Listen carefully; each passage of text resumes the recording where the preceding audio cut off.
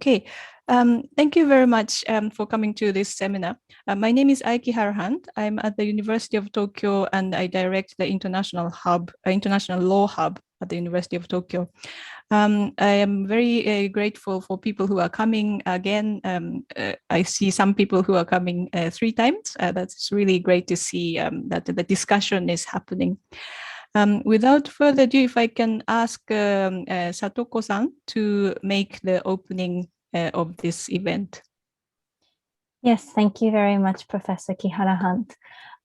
So yes, thank you all for participating in this seminar titled Magnitsky Law, Protecting the Freedom of Expression.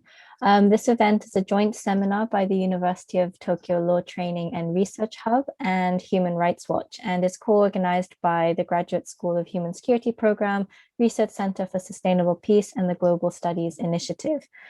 This event follows the symposium held back in March that first introduced the origins of the Magnitsky sanctions framework and how Magnitsky sanctions have been implemented in the US, Canada, and the UK. And also the online seminar held in June, which was a comparative analysis of the framework. The first symposium can be found on the public domain. I will send the link on the chat a little later. The seminar will be available on the public domain in due course. So the first Magnitsky Act was the Global Magnitsky Act in the US, which was initiated by Mr. Bill Browder, co-founder and CEO of Hermitage Capital Management, who, after the torture and subsequent death of his legal staff, Sergei Magnitsky, tried strengthening accountability for human rights violations. The Magnitsky sanctions allows for targeted sanctions on human rights violators and those who practice corruption through travel bans and or asset freezing. So following from the US, there are now over 30 countries that have similar frameworks. And its importance was really highlighted in the last webinar of the comparative analysis, whereby it became evident that the Magnitsky sanctions are more target specific compared to other sanctions. And Magnitsky frameworks is important because human rights defenders are often targeted by groups or governments, sometimes with fatal consequences.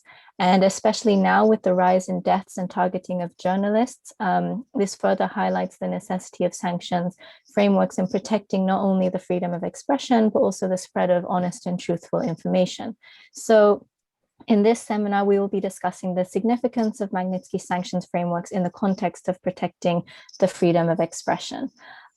Just for a couple of notes, please note that all questions for the Q&A will be taken through the chat functions, and interpretation is also available by clicking the interpretation button on the bottom right of the functions on the Zoom.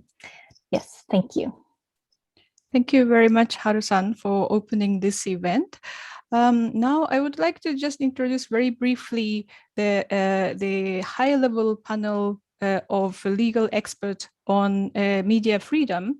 Had a report last year authored by barrister Amal Clooney, and that was on media freedom, and that kind of triggered our thoughts on spotting freedom of expression as the theme of this #3 Magnitsky seminar. So International Bar Association's Human Rights Institute published this report last year on media freedom, that is more specifically called Report on the Use of Targeted Sanctions to Protect Journalists. And it highlighted how various countries use Magnitsky sanctions in order to protect journalists and assessed the effectiveness of those sanctions. There are different models that are written and analyzed in the report. That is for Magnitsky sanctions. So some Magnitsky frameworks in the US and UK, for example, are able to target legal person and anyone. So not only individuals, but for example, companies or organizations, while other countries like Canada targeting only individuals. There are also different models of Magnitsky sanctions in terms of whether or not the country's own national can be sanctioned. The models in the UK, US, and Canada allow sanctions against human rights violators and abusers, against whistleblowers and human rights defenders. Journalists can be considered in both categories, the report says, In that way, it can be understood that human rights violations or abuse against journalists can trigger Magnitsky sanctions in those countries. So this is very important for this seminar. In terms of acts that trigger Magnitsky sanctions, extrajudicial killings, torture, abduction, or physical abuse of journalists are clearly within the scope. When it comes to arbitrary detention, the report found it seems justified to use Magnitsky sanctions against abusers, but the use of Magnitsky sanctions so far has been limited. Then they also talked about the non-physical forms of degrading treatment of journalists. And it says that it's unclear where non-physical forms of degrading treatment of journalists would be a justifiable ground to list individual abusers on Magnitsky sanctions list. Another difference that was highlighted was about human rights abusers that are non-state actors. Some models, for example, the UK model, has a requirement that the target of Magnitsky sanctions, that those people to be sanctioned, must have acted in an official capacity. There's a difference with regard to whether or not Magnitsky sanctions can be applied to secondary participants of human rights violations or abuses. But the report highlighted the importance of decisive actions by the executive branch of the government with an oversight from an independent expert group. I also emphasized the importance of having an international coordination committee for Magnitsky laws and sanctions. And it's in this spirit that this seminar contributes to encouraging discussion in Japan and with international counterparts. In terms of the scope of today's seminar, we have set it wide as protection of freedom of expression rather than protection of journalists. Because the report found that apart from physical protection of journalists, other acts have triggered Magnitsky sanctions and protect freedom of expression in a wider sense. Such acts include censorship, interference with communication, including through computer and network disruption, providing disinformation and propaganda, and internet shutdowns. So in that way, Magnitsky framework does not only work for protecting the physical safety of journalists, but also for protection of wider freedom of expression, including by ordinary citizens. So with this in mind, this seminar will discuss protection of freedom of expression, which seems to be a bigger scope than protection of journalists. So that's a brief introduction of the report and the connection to this seminar. Now, if I may, I would like to invite Professor Beth van Schaack for the keynote speech for this seminar. So please. Wonderful. Thank you so much for that great introduction to our topic and also for including me in this important gathering. The question of freedom of speech and expression could not be more timely. As is well known, as I hope everyone can see my screen, I'm just going to put some slides up so you don't have to look at me the whole time. As is well known, in May, the country of Belarus forced a commercial flight within its airspace to land in Minsk, following a hoax that there was a bomb on board. The threat, of course, never materialized, and instead, a journalist and blogger, Roman Protasevich, who's shown here on the screen, and his partner were forcibly taken off the plane and arrested. He had been living in exile at the time and had become a target of the Lukashenko regime because he had run an opposition channel on Telegram that helped to organize mass protests against the regime and also to document violence that was committed against protesters. Following his arrest, he appeared on a highly scripted propaganda video that showed him insisting that he had not been harmed, but that he had seen the error in his dissident ways, and that he would, quote, do everything possible to rectify the situation. It is widely assumed that this statement was made under duress. He has now been charged with incitement and with gross violations of public order, laws that have been used in Belarus and elsewhere around the world to stifle dissent. A number of states have responded by placing sanctions on key sectors of the Belarusian economy following this state-sanctioned hijacking. Protasevich himself apparently has now been released and is living under house arrest, and the charges are still pending against him. This is an extreme example, but unfortunately not a unique example of the threats that journalists and other dissidents face now around the world. The interlocking freedoms, The interlocking freedoms of conscience, speech, and assembly find expression in all the major human rights treaties and instruments, including, as we have here, the International Covenant on Civil and Political Rights. And yet, as we know, and as the report discussed by the International Bar Association reveals, the threats to free expression around the world are intensifying.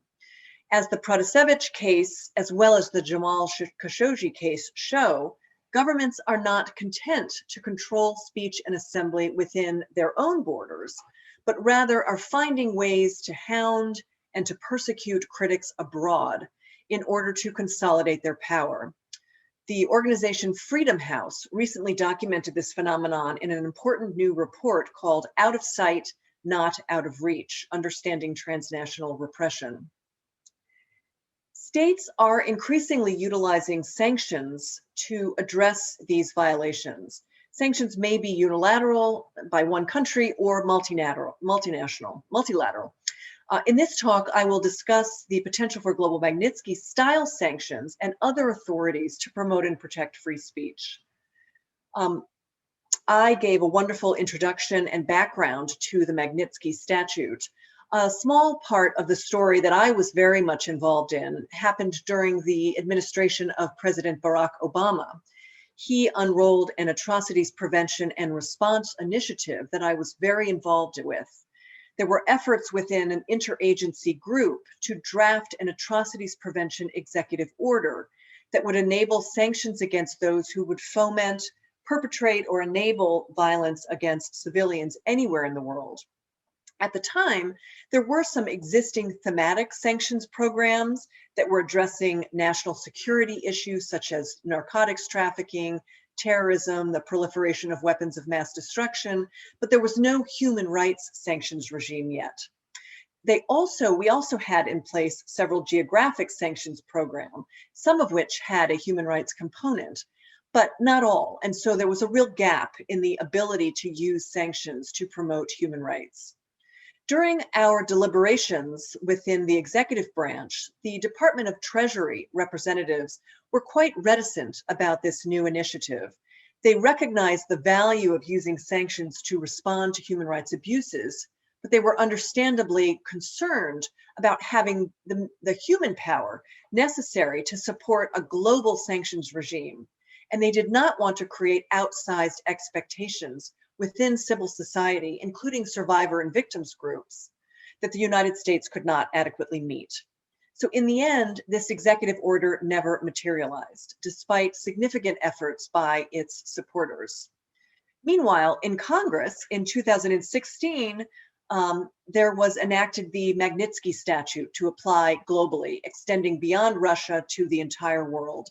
And as I mentioned, it is able to be used against very serious human rights abuses when they are directed against individuals who seek to expose illegal activity carried out by government officials, or individuals who seek to obtain, exercise, defend, or promote internationally recognized human rights. It also applies against acts of significant corruption. Then in 2017, President Donald Trump enacted an Executive Order 13818, which significantly expanded upon our global Magnitsky regime. It applies to individuals who commit serious human rights abuses and not just gross violations of human rights, as the statute provides, and also simply acts of corruption, not necessarily significant corruption. So together, these two authorities apply, they're not entirely coextensive. And in fact, the executive order is quite a bit broader than the Magnitsky statute in a number of important respects, as I've shown on the current slide.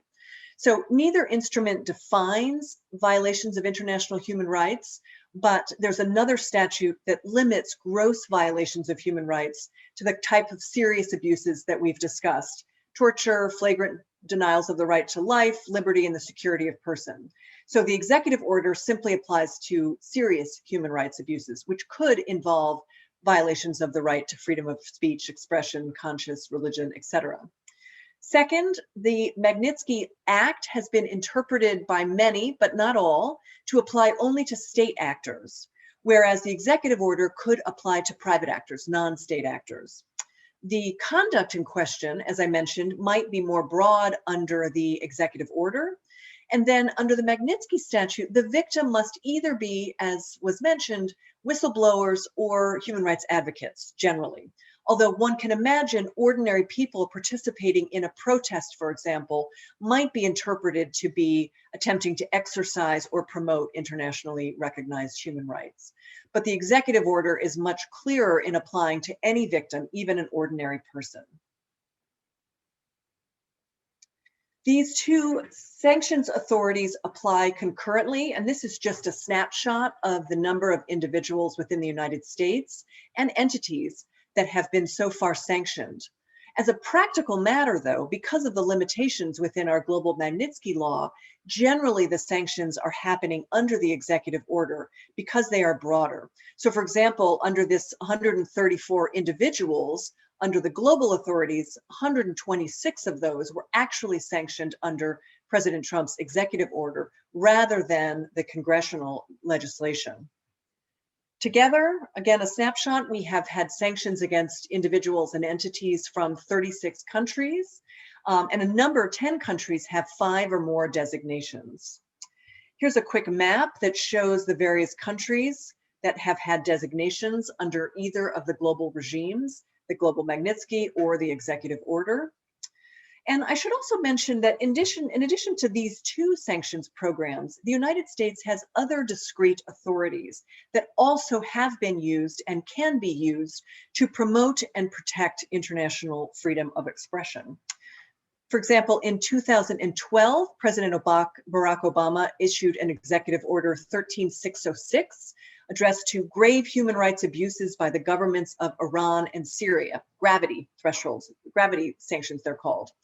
These apply to individuals who have engaged in cyber suppression, including internet censorship and electronic surveillance. And the goal was to enable the people of Syria and Iran to communicate freely with each other and with the outside world. The executive order was deployed to sanction Ali Mamluk, for example, the director of the Syrian General Intelligence Directorate, and a number of other entities involved in internet suppression. The United States has also used individual specific country sanctions to address violations of the freedom of expression and assembly. So for example, at the moment, there are 59 persons and entities sanctioned under the Belarusian Sanctions Authority, which focuses on those who would undermine democratic processes or institutions in Belarus, including those engaging in political repression. We also have some executive orders focused on Hong Kong, building upon existing legislation.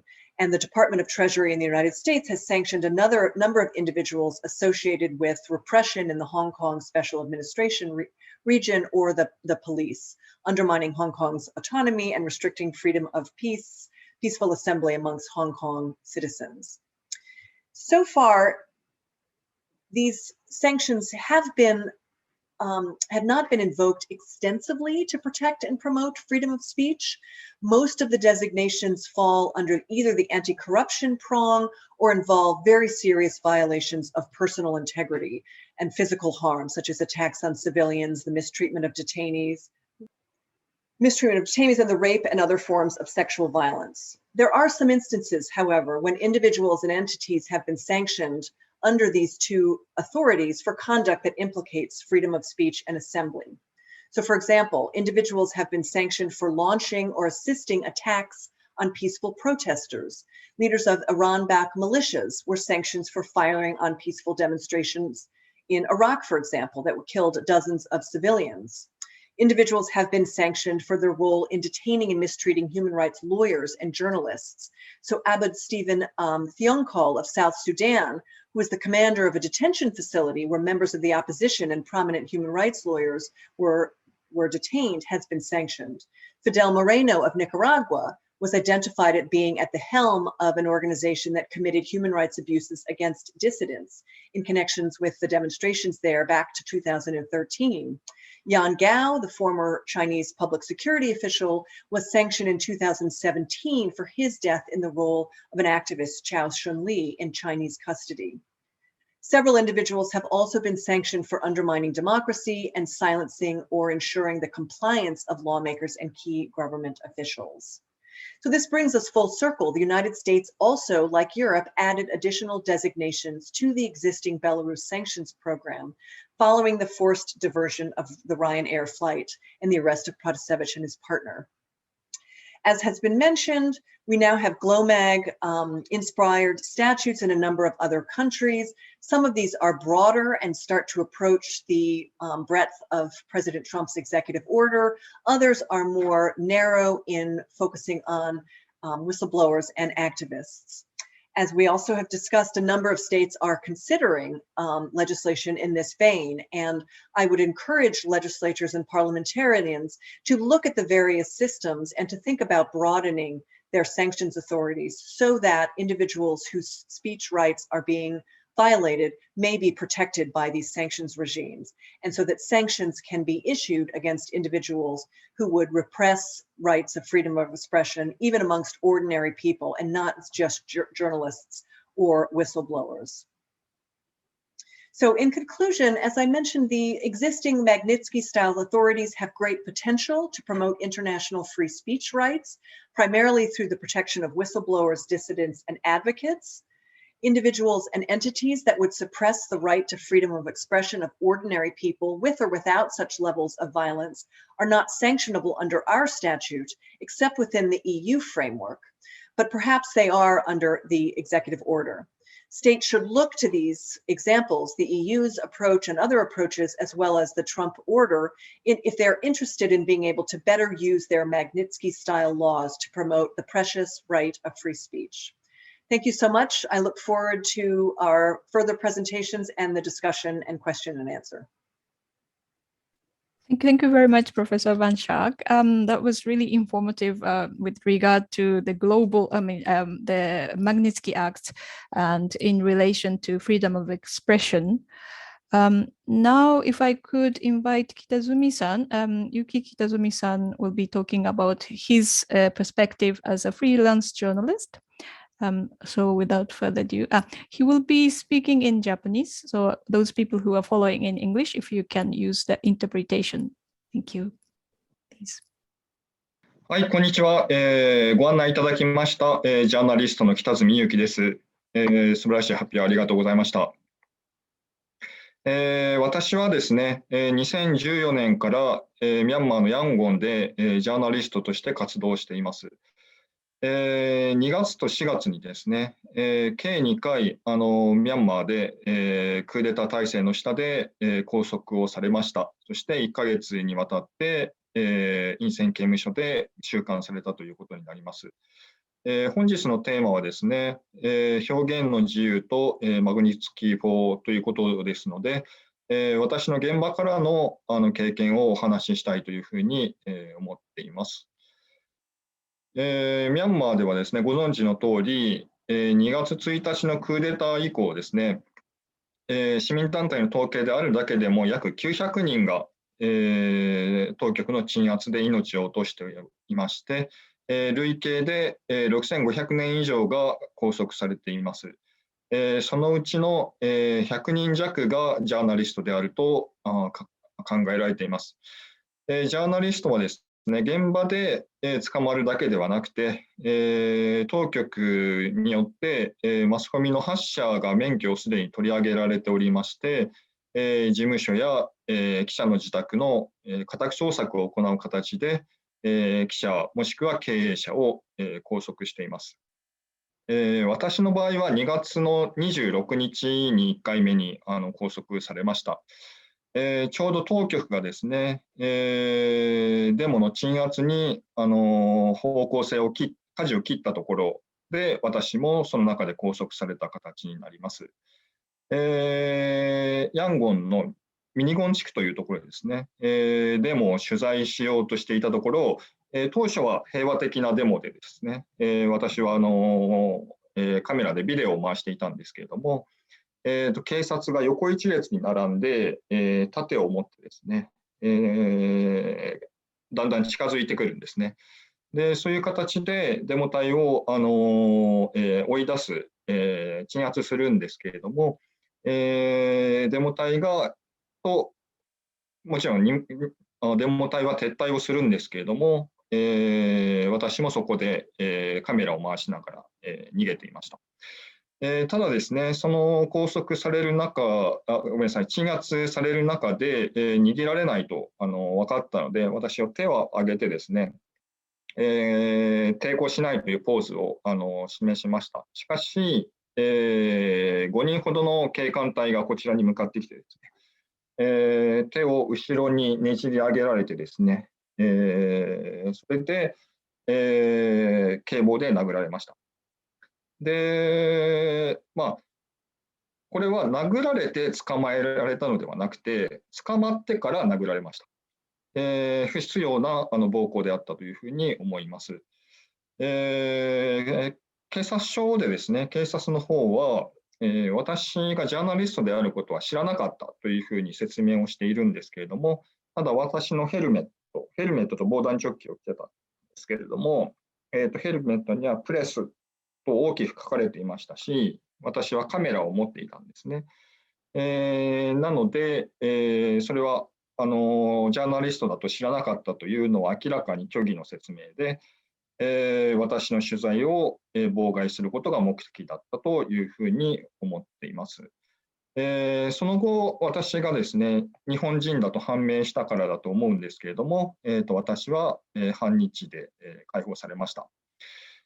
ただですね、その翌日、私の友人を含め多数のミャンマー人のジャーナリストが同じように現場で逮捕されています。私の友人の女性のビデオジャーナリストはビデオを回していたところ逮捕されて、でそのまま数ヶ月にわたって拘束されることになりました。2回、合計で2回、拘束されているんですけれども、2回目は、4月の28日でした。この時はですね、前回と違って、自宅に家宅捜索が入りました。夜の7時ぐらいだったんですけれども、私の家に来ているので、明らかに私を狙って、逮捕しに来ているものと考えられます。すでにですね、その前には3月には、多くのメディアが免許を取り消されて、同じように家宅捜索を受けて逮捕されて、いました。外国人であっても容赦をしないという、ミャンマー当局の、脅し、メッセージがあったというふうに思っています。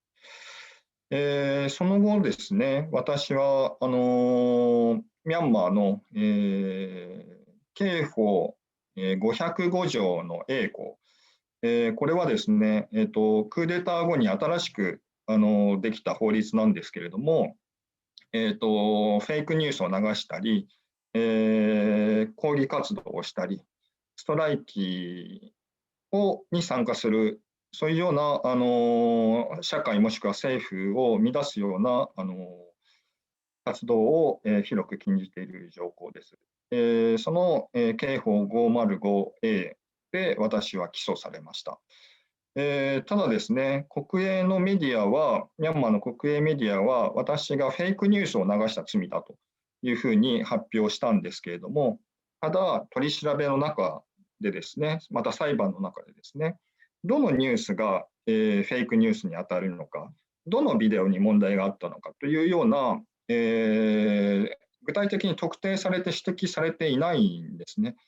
なので、そういうものを特定、証拠がないままフェイクニュースであるというように発表して逮捕したとてもずさんな捜査であったと考えられます。しかしながら、そういうようなずさんな捜査が、で逮捕、起訴、また、裁判の手続きが進むという現状が、問題であると考えています。このようにですね、ミャンマーでは多くのメディアが、弾圧されて、記者たちはですね、本当にスマートフォンとパソコンだけを持って、どこかに隠れてですね、そこからニュースを書いて、それを誰かに送って、それをインターネット上にアップするという、非常に地下活動のような、活動を強いられています。またですね、時期によるんですけれども、夜間にインターネットや電話回線が遮断されたりとか、Facebook、ミャンマーではよく Facebook を使われているんですけども、を規制したりとかですね、インターネット上の、規制も厳しくなってきています。その中で市民たちはですね、それでも生の情報が欲しいということで、いろんな手段で、情報を求めていました。VPN 接続でインターネットにつながったりとかですね。あとは、私がいた頃でもラジオがとても売れていました。今の時代にラジオを聞く人はそんなにいないと思うんですが、ただ、そのラジオでですね、わずかに残っている、ボイス・オブ・アメリカですとか、BBC のビルマー語放送を聞くんだと言って、そう言っていました。そうしないと、政府の、国営テレビの、プロパガンダだけ聞いていると自分たちが洗脳されてしまうんではないかと。そういうような危機感を、持っていたというふうに思います。このようにですね、ミャンマーではとても、大切なメディアが、機能しなくなっているんですけれども、このことは、世界中のジャーナリスト、メディアにとって人事ではないと思います。特にですね、ミャンマーの今のクーデター体制では、自分の国内でこれを、改善するというのは非常に難しい部分があります。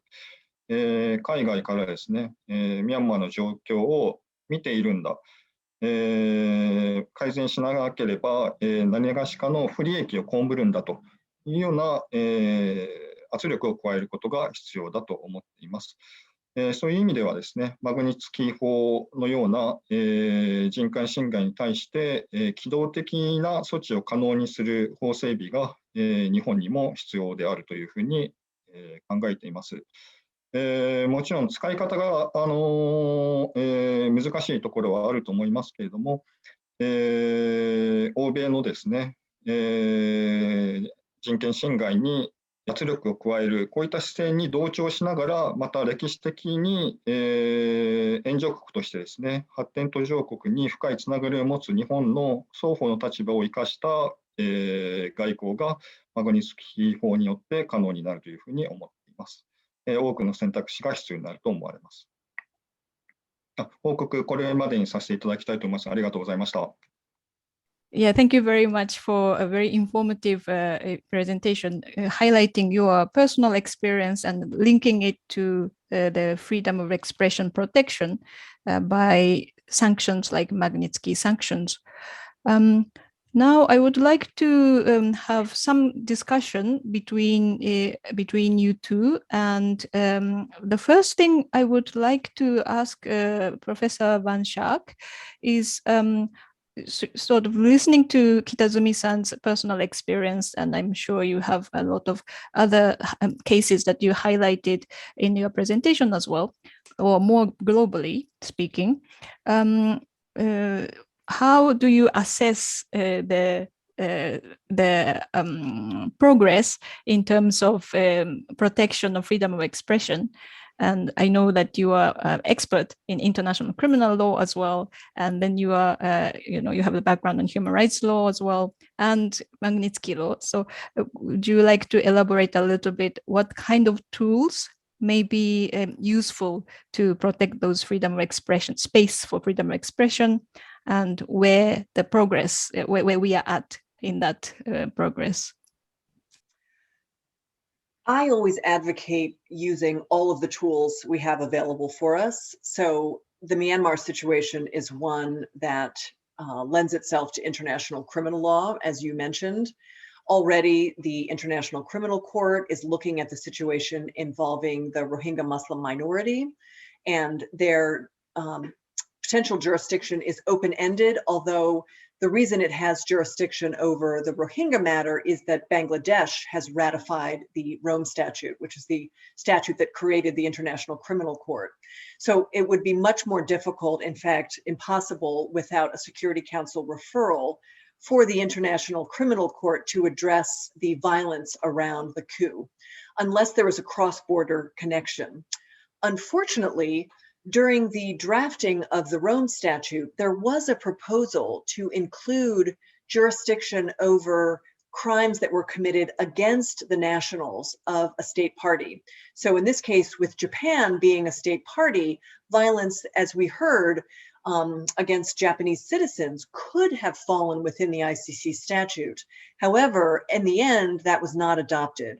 And the ICC only has jurisdiction over crimes committed on the territory of a state party or by nationals of a state party. So the Rohingya matter qualifies because the Rohingya have fled from Myanmar into Bangladesh. And unfortunately, the violence around the coup does not have that trans-border connection or nexus. And so there's no ICC jurisdiction over the events around the coup.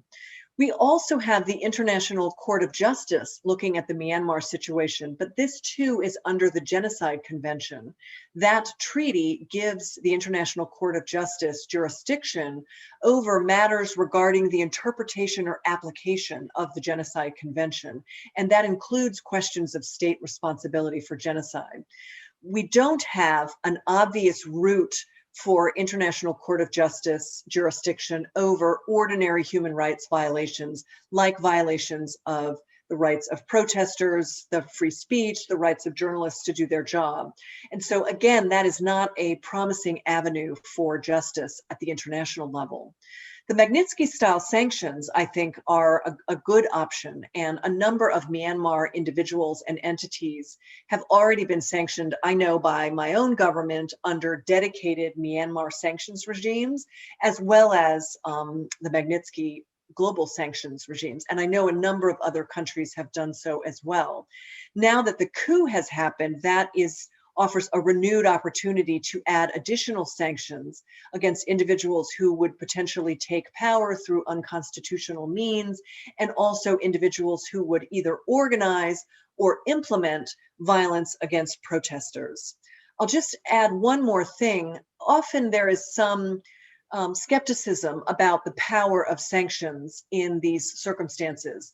If individuals don't hold assets in foreign bank accounts, for example, or if individuals don't travel internationally, often it's difficult for the sanctions to have a tangible impact on someone's life.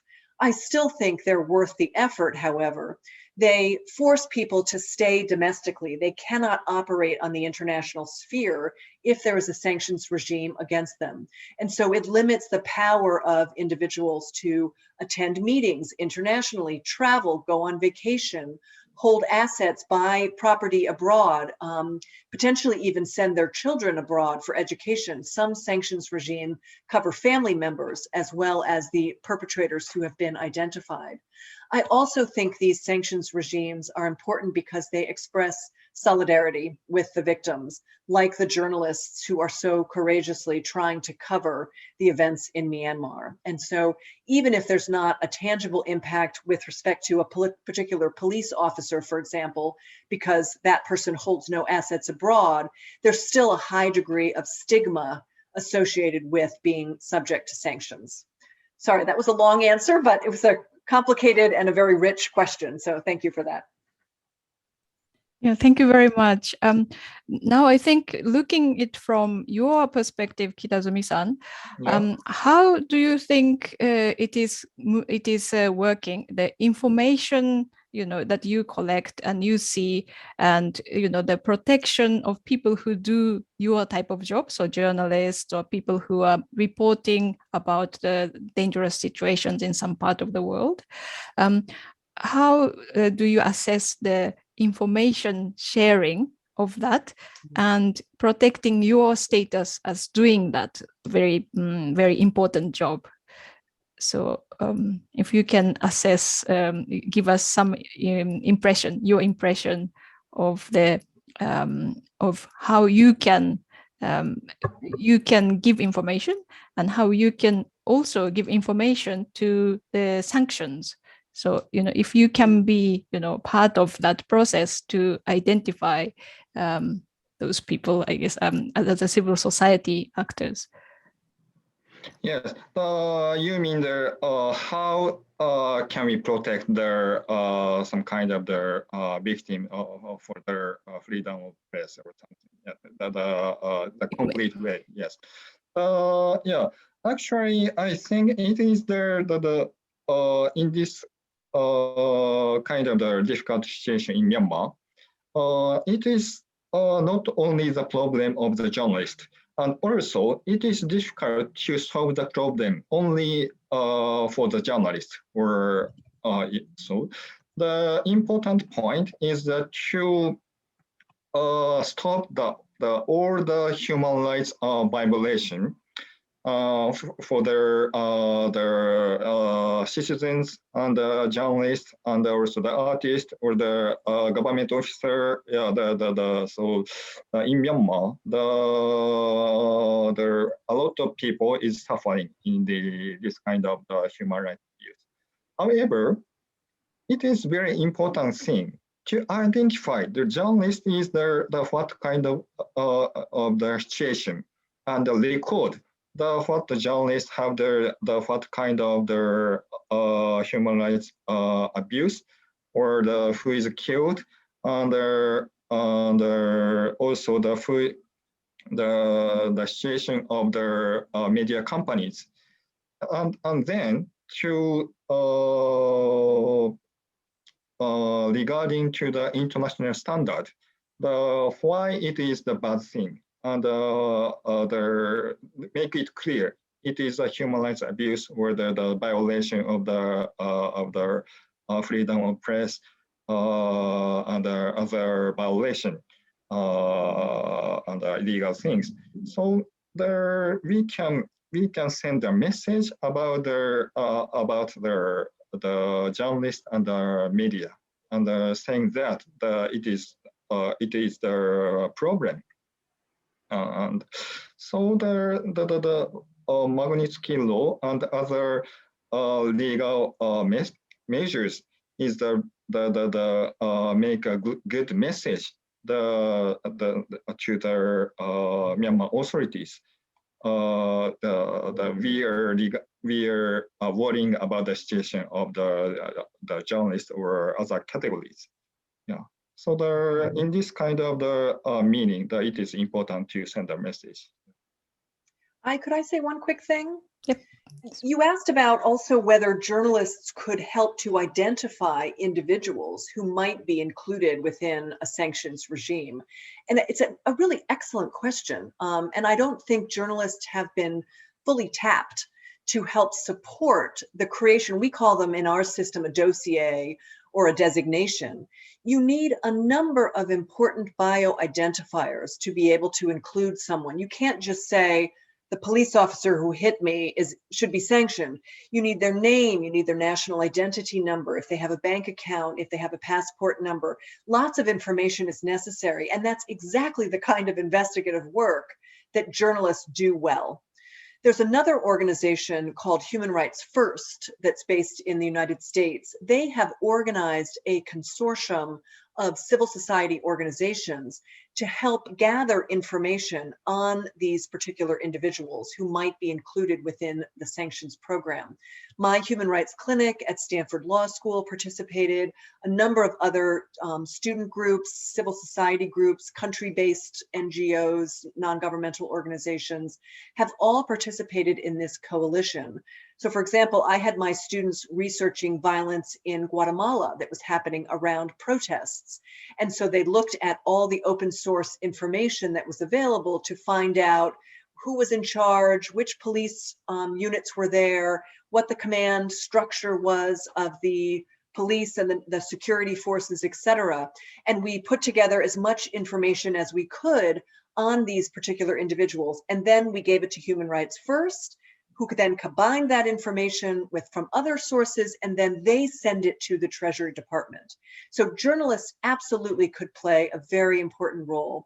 And I'll put in the chat a link to the Human Rights First program if people want to join the network. Thank you very much. Yes, I've seen the Human Rights First, I think it was symposium, and that was really fascinating. The coalition and the network they have, and the web of people who are working on this was really inspiring. I would like to just pose one more question before taking question and answers, which will be moderated by Raymond. One sort of repeated question seems to be, why journalists, and what do we do about protection of ordinary people who would participate in peaceful demonstrations or express their opinions on social SNS, social network services, and those people who are not necessarily categorized as human rights defenders or whistleblowers? So would you like to give us some remarks, Schaack? Well, I think it's incredibly important that these authorities either apply directly to violations of anyone's free speech rights or be interpreted to do so. Our Magnitsky law traces its roots to the death and persecution of Sergei Magnitsky, who was himself a lawyer and an advocate for international human rights, and he was exposing grand corruption within Russia, and that's why he was deliberately targeted. And so our statute started to be devoted to his situation and similarly situated individuals. When we made it global, we retained some of those limitations in the precise language of the law. That's why the executive order that President Trump issued, say what you will about our prior president, but this was something he did quite well. He created a much more open-ended executive order. And as I showed on that slide, of the 134 individuals who have been sanctioned under these two combined, the vast majority fall within the executive order. And so in many ways, our executive order has covered the field now. Our Congress is considering a number of potential amendments to our Magnitsky statute. And one of the suggestions that has been made is to expand the reach so that individuals who are targeted for persecution because they like something on Facebook or they retweet something, they're not themselves necessarily an advocate, they're an ordinary person, but they are then identified by a repressive regime and subject to persecution. Those individuals should also be protected by these sanctions regimes. And I think that's the direction that many of the more recent enactments are going. And I hope that the Japanese Diet would look very closely at this trend in the legislative text and try and enact a much broader act than we have in our own system.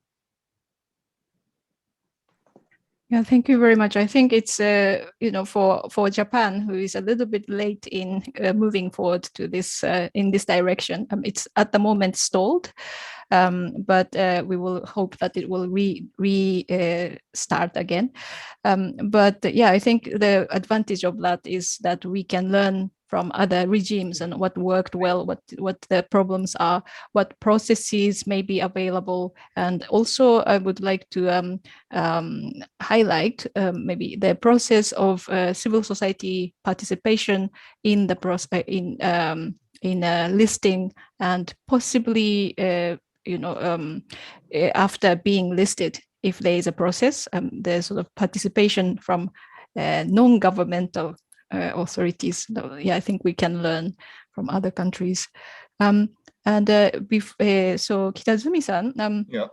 I would like to, we would like to learn from you about the space of freedom of expression. So you've been working in Myanmar and other countries for a long time. So learning from that experience, how do you feel the space of freedom of expression is going? Is it getting better? Is it getting worse?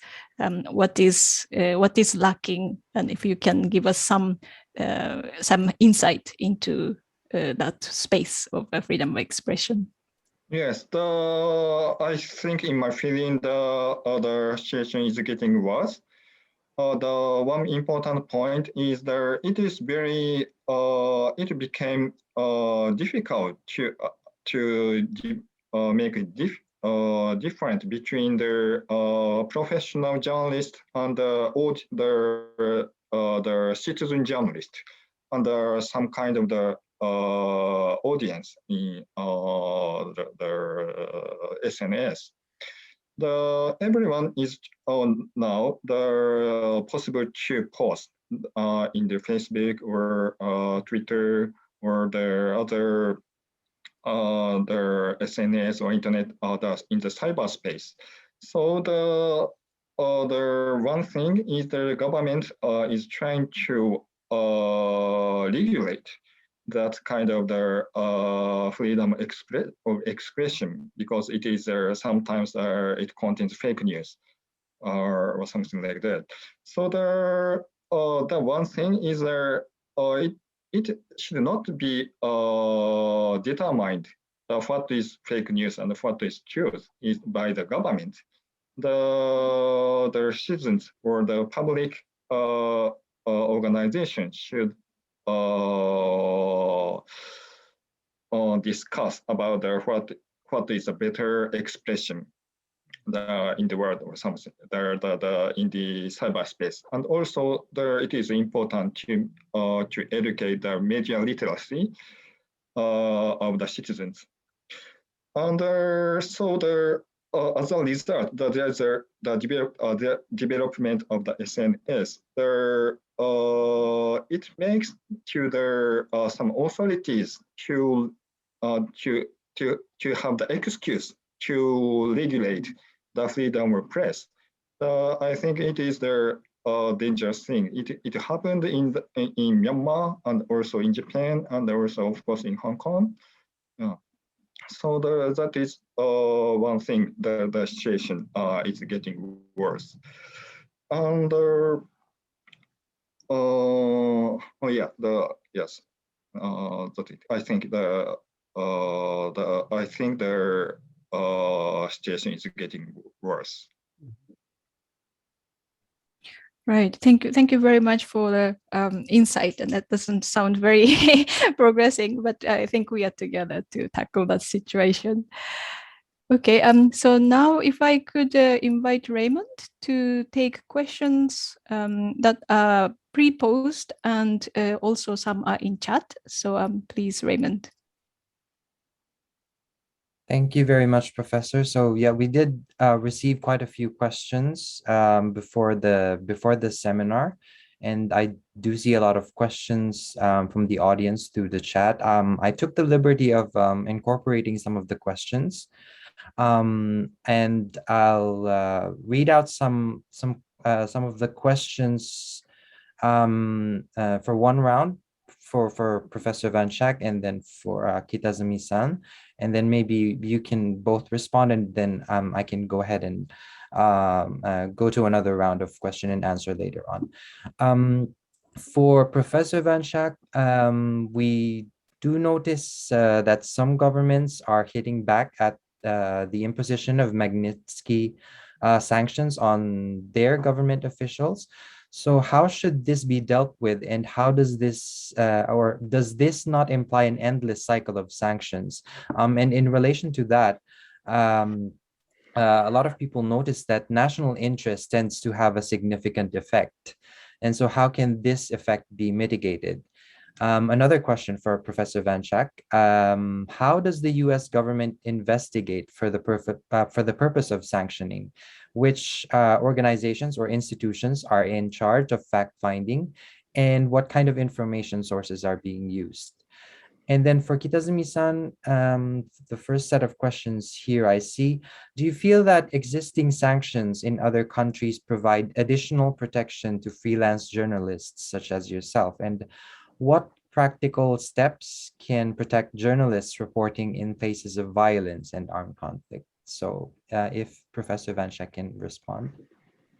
Sure, I heard three questions there, Raymond. Thanks so much. So the first question was the counter sanctions, basically, and we've seen this most recently with China, for example, which has begun to sanction some individuals within the United States, likely in retaliation for sanctions that have been placed on China, often in connection with the persecution and repression of the Uyghurs and the use of forced labor and human trafficking in the Xinjiang region. Absolutely, there's a possibility of a kind of a cycle. I think the United States stands, and I think the European Union as well, uniquely situated to have effective sanctions regimes because so much international business happens within either the United States by virtue of New York. Thank you, Alexander Hamilton, for being the center of the international global financial system, but so many transactions are dollar denominated.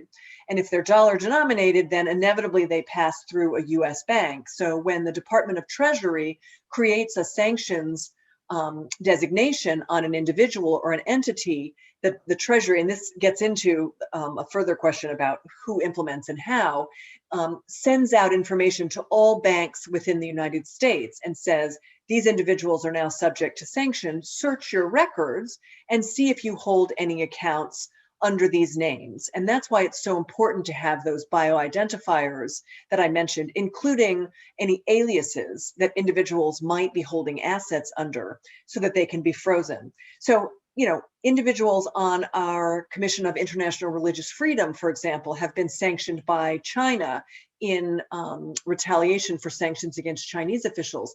I'm doubtful that those individuals hold any assets within China, but this would prevent them from being able to travel to China. So if they had either business purposes or private pleasure purposes to travel to China, that would now be foreclosed. And so there is the possibility of these sort of cycles. Sanctions have always been conceptualized in two different ways. One way as a behavior modification tool. So the idea of the kind of classic model is individuals will be sanctioned, they should change their behavior, and then the sanctions would be removed in order to reward them for complying with whatever standards have been set for conduct. On the other hand, we can also think of sanctions as being somewhat punitive, as being an accountability mechanism to identify individuals who have harmed other individuals and who have breached international law and international human rights. And so they're punitive in that regard. I don't have a great answer for what to do with this sort of cycle, but it's a reality that they're likely to be more effective coming from the United States and increasingly the EU as a united bloc, because there's much more foreign investment from individuals and entities who are associated with repressive regimes, precisely because those regimes are so corrupt, right? They want to hold assets outside of the country because if there's a change in power, suddenly those assets might be taken by the next regime. And so this is where we see the intertwining of human rights and repression and authoritarianism and corruption and grand corruption. And so the fact that many of these regimes have those two linked within them is quite accurate in terms of looking at some of these authoritarian regimes. The second question related to national interests, and I think it's inevitable that there will be sanctions regimes that will be focused much more heavily on national interests. And we see this in the United States history, where the early sanctions regimes were counterterrorism, counter narco trafficking, countering other issues and phenomena that feel more closely about national security. Human rights abuses in Myanmar doesn't necessarily impact the United States' national security. That was the revolution that was launched by the Global Magnitsky Statute, was the recognition that we actually do have concerns about national security and foreign policy when individuals are subjected to human rights abuses abroad. That was an eye-opening sort of recognition that is built into that legislation. And so now we see that recognition spreading throughout the world as sort of copycat legislation and authorities are enacted around the world. The third question, Raymond, it's lost. I've lost it. What was it again? Would you? Oh, the last question that I posed to you was how does the U.S. government investigate for the purpose of It's a great question. So as I mentioned in my prepared remarks, our Department of Treasury is really in charge. It's the Office of Foreign Assets Control, is in charge of implementing and managing these sanctions regimes. But it's a whole of government exercise, and there's an interagency process that helps to support that work. When under the Obama administration, and I was in the State Department at the time in our Office of Global Justice, when we were advocating for the creation of an executive order, so this was not legislation, but something that President Obama would issue, we wanted a global human rights sanctions regime. And our Department of Treasury was really overwhelmed already with the existing sanctions authorities, and so resisted implementing something that could have a very broad reach that would apply globally, that would apply to a whole range of violent and harmful behaviors. And so that process didn't come to fruition until the Trump administration. President Trump was able to do what President Obama was not able to do. And so that, I think, speaks to how hard this is. And so one of the recommendations that I have made in the past is that we should give more resources to OFAC in order to enable them to do these sanctions designations. But all organs of government participate. So my little office, we generally worked in situation countries where there were either historical or present or future at-risk atrocity situations. And so we would often do research on, for example, warlords in the Democratic Republic of Congo, because we were very focused on the violence in the DRC. We would then create as much information as we could through our own contacts, through NGOs, civil society organizations, the embassy, et cetera. And then we would give that information to Treasury. The Department of Justice as well is involved in feeding information from their own investigations. And then likewise, our Department of Homeland Security, which manages our immigration system. So it's a whole of government interagency process that's ultimately managed by OFAC, which is an office within the Department of Treasury.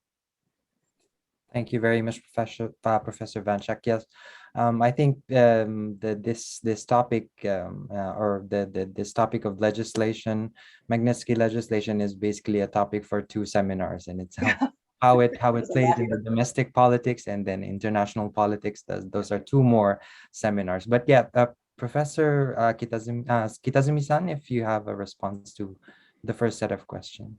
Oh, yes, the question about what kind of the measure is the efficient for the protecting the freedom of expression and the journalism. Okay, the situation today in Myanmar is very, very difficult and very extreme situation. The authority is killing more than 900 people with the assault rifle or this kind of situation. So it is difficult to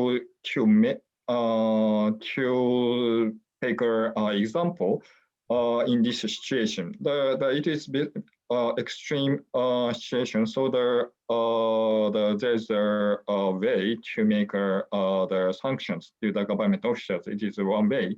But however, I want to take the other example before the example in Myanmar before the military coup. Because I think not only the sanction of the foreign government, it is also important to the civil society or some private sectors have the kind of law to protect the freedom of expression.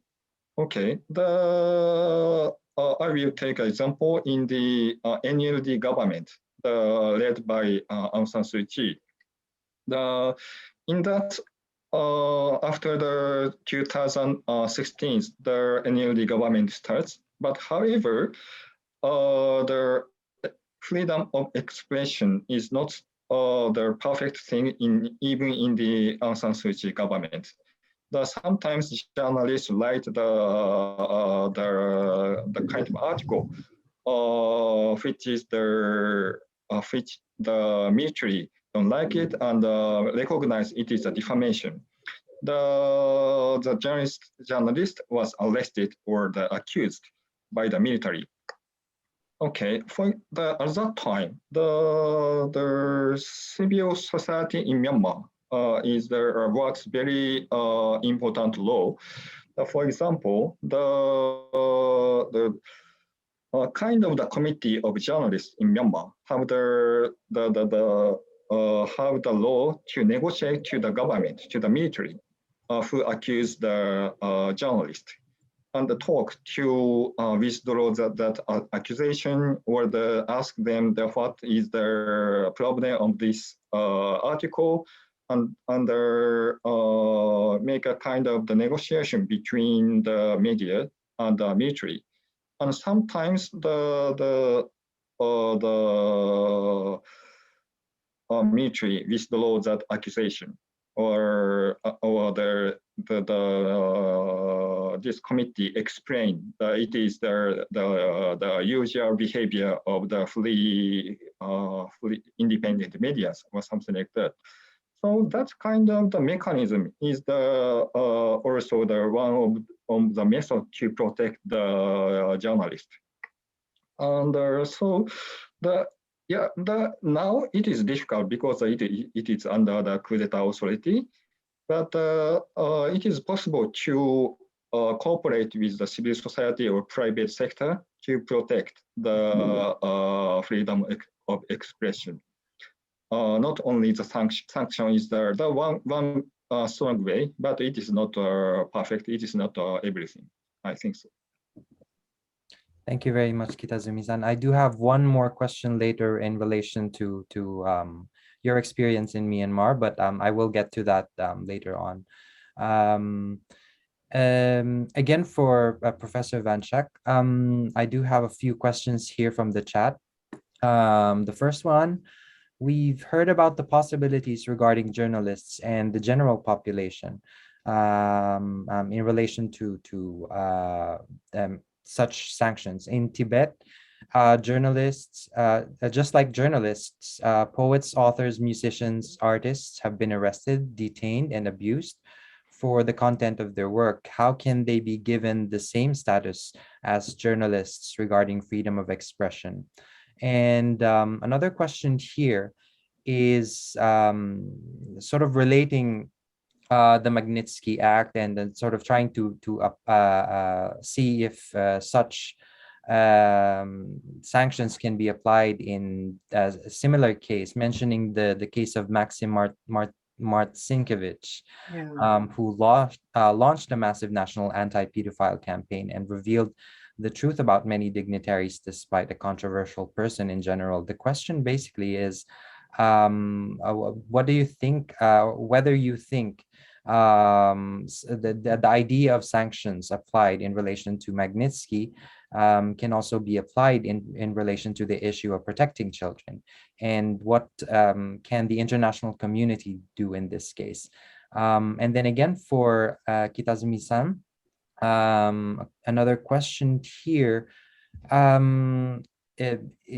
In relation to your experience as a freelance journalist, maybe Professor Van Schaack can also chip in regards to this question, but what can international media outlets do in support of these global sanctions regimes?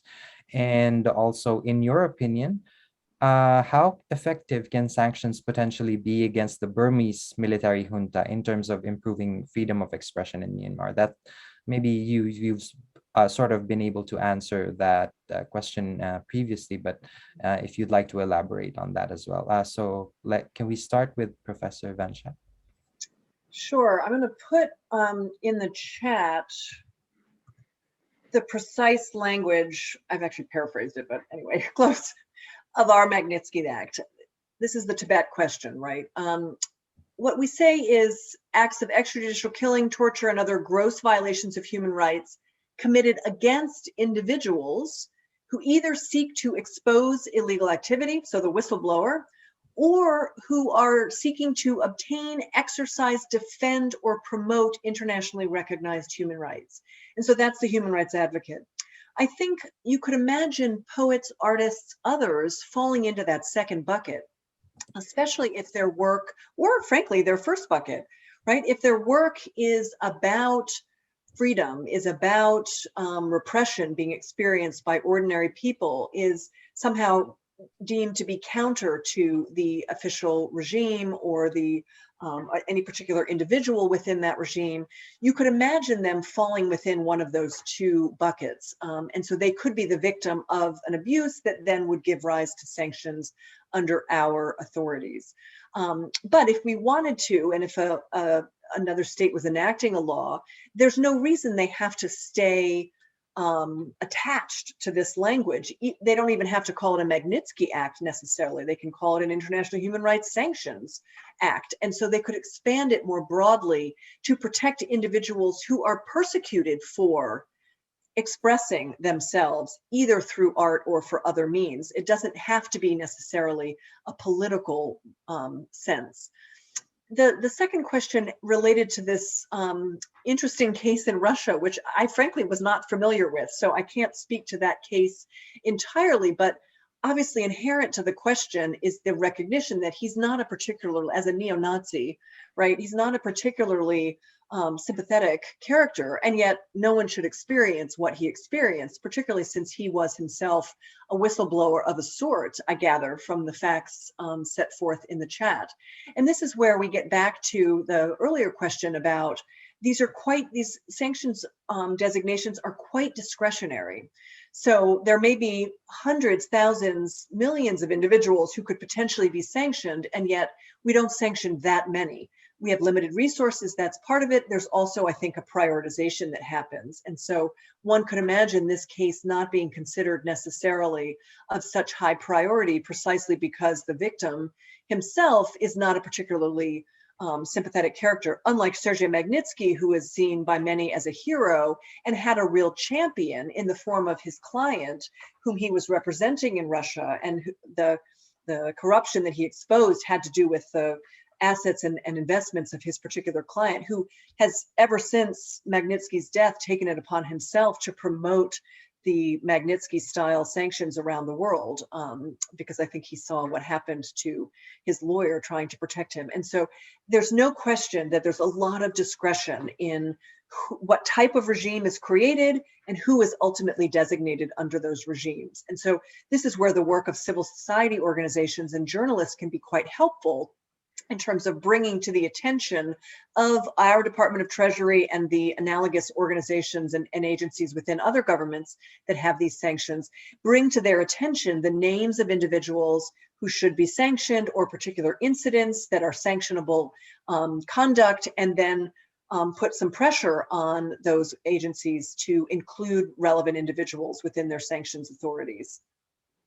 Thank you very much, Professor. And Kitazumi-san, would you like to respond?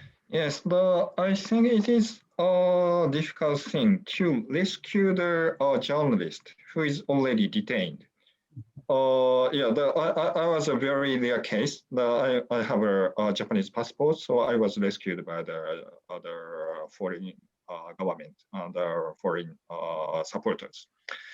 So what we can do is that to protect the journalists when before they're making trouble.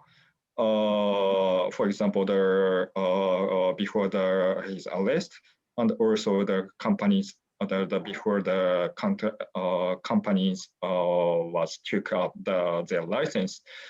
So for example, it is important to watch the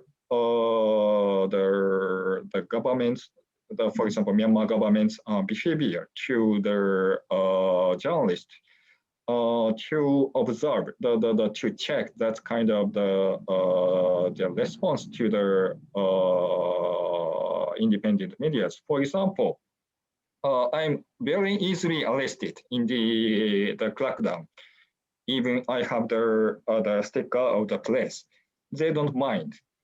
But however, if they know that it occurs a big problem, they will stop their arresting the journalist. Before when they saw the sticker of the press, okay, he's a journalist, so it makes us the trouble. If we catch, if they arrest the journalist. So for example, when the government do the misuse of the power to the journalist, for example, the Myanmar have the authority, the Ministry of Information. They are trying to control the medias, and also they are supplying the license to the TV station or newspapers. So we can in the Magnitsky law, if the Ministry of Information have the kind of the misuse of their if the Ministry of Information abuse try to abuse the media company. I think it is possible for foreign government to put the sanction on the high official of the Ministry of Information also. So it make the message to the government if they have the misuse of power to the media. They have the kind of the negative, big and negative damage. So that they will understand that it is a risky behavior to attack the media. Raymond, could I just make one addition? Mm-hmm. Yes, go ahead. It's a terrific point. And I think we have to think about all the different types of sanctions as working comprehensively together. So the China situation is an interesting one, looking at Xinjiang. We can sanction individuals who are involved in the repression there. We can also sanction companies that are trying to export goods that are being produced through forced labor. We can also sanction companies that might be contributing to the creation of the surveillance network there that's being used to identify individuals. These should all be much better coordinated than they are. I think we're still at the situation now globally where we have very episodic sanctions happening and not necessarily a comprehensive system. And so in the Myanmar situation, thinking about individual sanctions against political actors, against security forces, but also against companies that are using surveillance in order to track protesters or to engage in internet suppression, for example, all of this should be coordinated. And once, it's sort of a camel that you continue to add weight and weight and weight on its back, eventually you're going to break that camel's back. And so if these sanctions can be cumulative, I think they really will start to feel it at the bottom line. And then the question is, do we continue this course of action or do we change course? And do we relax the repression? And then if the repression is relaxed, then governments can reward that behavior by starting to peel away the various pieces and types of sanctions that have been put on the individuals and entities. Thank you very much, Professor. I see I have about 3 minutes, but maybe if I could just read this one question for Professor Van Schaack, and then maybe if you could add a few concluding words, and then also to Kitazumi-san, if you have some concluding words for this seminar. I see here a question. I find it interesting that President Trump expanded the scope of the sanction to protect freedom of expression, dissidents around the world. Given his track record in this regard in the US, what motivated his administration to issue Executive Order 13818. If you'd like to give a brief response, Professor, and then maybe concluding remarks. Yeah. I wish I knew. I was not in government. It was very surprising when it happened. Everybody was amazed at some level. I think part of it is there were many people within his administration that really do care about human rights. They were very strong on the situation in Myanmar. They wanted to be very tough on China. And so I think they felt they needed a more robust sanctions regime. They also had the benefit, I imagine, of the work that had been done during the Obama administration. And there may have been some individuals who stayed on across administrations and thought, let's try it now. You know, we've written the thing, we just never released it. And so let's see if President Trump would be willing to release it. And if you remember, he seemed to delight in reversing things that President Obama had done. And so this was something President Obama was not able to achieve, and he was able to achieve it. And so I think that's an interesting combination of the world evolving, the need for, he loved sanctions, and he imposed a lot of sanctions over the course of his administration. This is a new regime that he was able to use. Good people on the inside that still cared about international human rights abroad, and so used an opening in order to push this forward and get it on his desk. And then good people in Treasury doing the hard work of adding people in. And so it really does, I mean, maybe this by way of closing remarks, it really is a whole of government effort. And to that, I would add the important role that civil society and journalists and others have played. I really want to acknowledge the personal story that was shared here. Journalists are the only window that we often have into what's happening within repressive regimes, and they have to be able to do their work unmolested. And so we have to use every tool that we have in order to protect them. And that includes sanctions against responsible individuals, but also promoting globally the rights of freedom of speech and expression wherever we can, whether it's in international tribunals, in human rights bodies, in domestic systems, using art, everything we can do to keep the pressure on these regimes. And so journalists can do their work and keep the rest of us informed of what's happening within these particular situations. Thank you. Thank you very much, Professor. And Kitazumi-san, if you have anything to close the discussions. Yeah, just a few words. I want to mention about my government, the Japanese government. The Japanese government, actually, they don't like to take a clear position on the foreign policy. For example, I saw a lot of human rights abuse in Myanmar, and a lot of problems under the foreign the international society have to do for this country. But the Japanese government is tend to be their unclear position, and don't like to say strong messages and stand in the clear position. The one excuse is of them is there's no legal background, legal backup to make a sanction or to make a stronger position to their other countries. So it is important to make their legal backup to them to determine and to make their clear position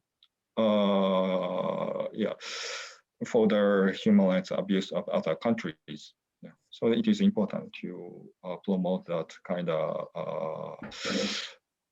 to make our legal system as a Magnitsky law in Japan.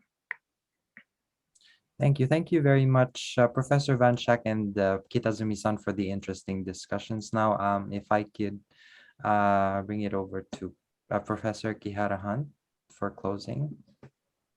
Thank you very much. I'm just here to introduce Kanae-san, Ms. Kanae Doi, the Japan representative of Human Rights Watch, for closing remarks, please. こんにちは。ヒューマンライツワッチの日本の代表をしております土井と申します。Thank you very much, Professor Van Schaack and Kitazumi-san and Kihara-Hunt, Ai Sensei, and the Tokyo University team for organizing this great event.